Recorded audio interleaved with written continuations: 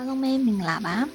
ဒီနေ့ကတော့မိုးအကုံဆောင်ကူမှာရွက်တစ်တွေဝေလာတဲ့အိမ်ရှိကတရက်ပင်ပေါ်ကတရက်ရွက်တွေကိုခုပြီးတော့မှတုံမှာပဲဖြစ်ပါတယ်အစုံလုံးနယ်ဖက်မှာတရက်ရွက်တုတ်ကစားနေကြဆိုပေမဲ့ရန်ကုန်ရောက်တော့ရန်ကုန်ကတငယ်ချင်းတွေကတရက်ရွက်တုတ်တစ်ခါမှမစားဘူးပေါ့နော်ပြီးတော့တရက်ရွက်ကိုလည်းစားလို့ရမယ်မသိကြဘူးပေါ့နော်ဒါကြောင့်အားလုံးပဲလိုက်ပြီးလှုပ်ရှားလို့ရအောင်ဒီဗီဒီယိုလေးနဲ့မျှဝေပေးလိုက်ပါတယ်မိုးလည်းဖွဲသွားပြီဆိုတော့တရက်ရက်တွေစပြီးတော့ခူပါတယ်ခူးတဲ့ခါမှာဒီလိုအရွက်နုလေးတွေကိုပဲခူးပေးပါနော်အစိမ်းနုရောင်ဖတ်တန်သွားရင်သူကတော်တော်လေးရင့်သွားပြီဆိုတော့လေစင်မပြေတော့ဘူးပေါ့နော်တုတ်စားလို့အဲဒါကြောင့်ဒီလောက်အယောင်ရှိတဲ့အရွက်နုလေးတွေကိုပဲခူးပေးပါနော်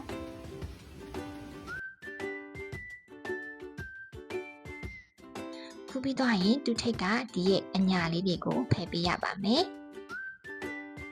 အရွက်ဒီတန်လေးတွေကိုပဲခြွေပြီးတော့ယူမယ်ပေါ့နော်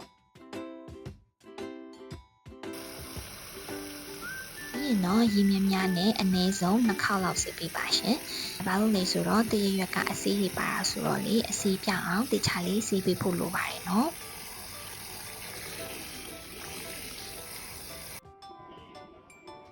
ဆေးပြီးသွားရင်တော့တရရွက်တွေကိုဒေအိုးထဲပြောင်းထည့်ပြီးတော့မှစားနည်းနည်းများထည့်ပြီးတော့မှအနည်းဆုံးမိနစ်30ကြာအောင်ပြုတ်ပေးရပါမယ်။ကနည်းနည်းကြကြတော့ပြုတ်ပေးရတယ်ပေါ့နော်ပြီးတော့တရေထဲပြုတ်လို့လည်းအဆင်မပြေပါဘူးအနည်းဆုံး2ရေပြုတ်ပေးပါနော်မဟုတ်ရင်သူကဖန်ခါခါဖြစ်နေတတ်ပါတယ်အစုံကတော့3ခေါက်ပြုတ်လိုက်ပါတယ်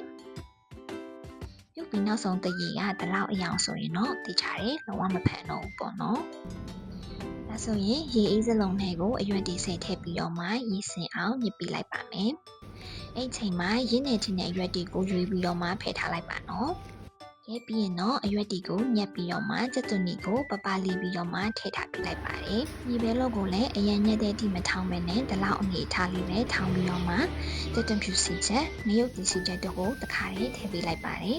။အရသာအတွက်စားနဲ့အချုံမုံကိုလူတလူလေးထည့်ပေးပါနော်။ပဲငင်ပြားရည်ရှိရင်လည်းနည်းနည်းထည့်လို့ရပါတယ်။အစုံကတော့ခုနေလို့မထည့်ထားဘူးပေါ့နော်။ပြီးရင်တော့အချင်ရတာလေးပါအောင်တမယာလေးညစ်ပေးလိုက်ပါတယ်။မကြရင်မထည့်လို့လည်းရပါတယ်နော်။